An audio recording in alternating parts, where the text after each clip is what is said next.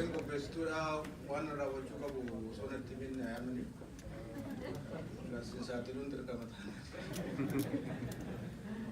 Miidhaan waan itti beeku dhagaa teelii isaa badaa hin beekne kanaa. Dhagaamu sagalee waan kana gabaabbatee namni na dura ture dheeraatu.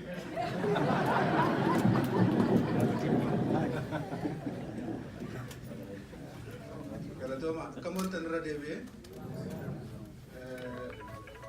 duraan dursee maanguddoota mootii amantaa warra Isteefan akkasumas kabajamtuu State Minister Burtukaan Ayyaanaa akkasumas Director General Dajan Docicha akkasumas Director General American Affairs Obbo Malaaku hunda keessan miseensota waldaa Misooma Oromiyaa deeggartoota uummata Oromoo maratti argamtan hundumaa baga nagaan dhuftan jechuu barbaada isaan irratti dabalamee jiru.